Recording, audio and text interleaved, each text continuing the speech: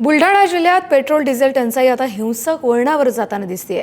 बुलढाणा जिल्ह्यात यापूर्वीच डिझेल वाटपावरून 2 ठिकाणी मारहाणीच्या घटना घडल्या, तर आता पुन्हा तिसरी घटना समोर आली आहे। खामगाव अकोला रोडवरच्या पिंपरी गवळी या गावाजवळ असलेल्या रिलायन्स पेट्रोल पंपावरती मध्यरात्री एक व्यक्ती कॅनमध्ये डिझेल मागत होता, मात्र पेट्रोल पंप कर्मचाऱ्याकडून कॅनमध्ये डिझेल देण्यास नकार दिला गेला।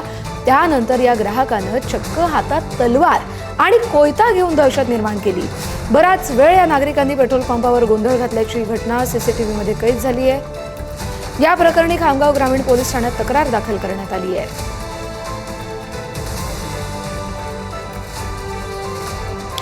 सीसीटीव्हीमध्ये कैद झालेले आपण हे दृश्य पाहतोय। कशा पद्धतीनं कॅनमध्ये डिझेल दिलं नाही म्हणून एका ग्राहकानं तलवार हातात घेऊन पेट्रोल पंपावर हैदोस घातला।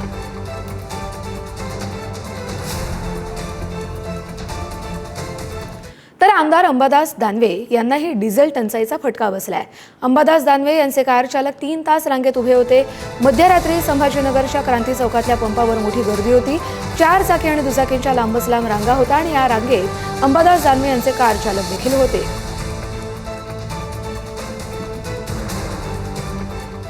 संभाजीनगर महापालिकेचे ट्रॅक्टर डिझेल नसल्यामुळे जागेवर उभे आहेत। पाणी पुरवठा करणारे पालिकेचे 40 ते 45 ट्रॅक्टर जागेवरच उभे आहेत। डिझेल उपलब्ध होत नाहीये, त्यामुळे अनेक भागात पाणी पुरवठा विस्कळीत झालाय। अनेक भागात नागरिकांना आजही पाणी मिळणार नाहीये। छत्रपती संभाजीनगर जिल्ह्यातील ग्रामीण भागामध्ये डिझेल टंचाईच्या भीतीमुळे पेट्रोल पंपावर गर्दी होतीये। शेतकरी शेतीच्या मशागतीसाठी डिझेल मिळावं म्हणून पेट्रोल पंपावर गर्दी करतोय।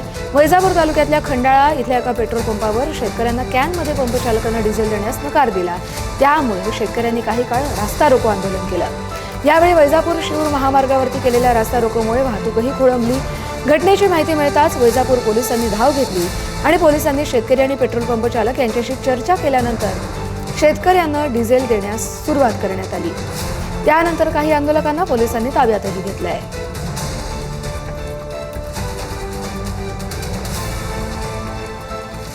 संभाजीनगरमध्ये डिझेल आणि पेट्रोलसाठी शेतकऱ्यांच्या मोठ्या रांगा लागल्याचं चित्र होतं।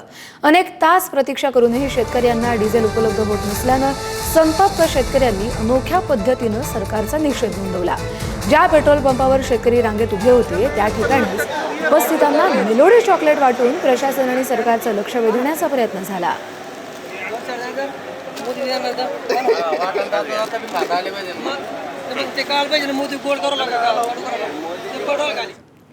पेट्रोल आणि डिझेलच्या दरात पुन्हा एकदा वाढ झाली आहे। पेट्रोल 87 पैशांनी तर डिझेल 91 पैशांनी महागलंय। इंधन दरवाढीचा सर्वसामान्य नागरिकांना मोठा फटका बसतोय।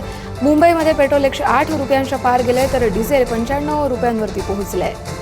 दिल्लीमध्ये पेट्रोल प्रति लिटर 99.51 रुपयांवर आहे तर डिझेल 92.49 रुपयांवर आहे। आठवड्याभरातील तिसऱ्या दरवाढीनं नागरिक त्रस्त झाले, तर या दरवाढीमुळे वाहनधारकांच्या खिशावर अतिरिक्त भार पडतोय।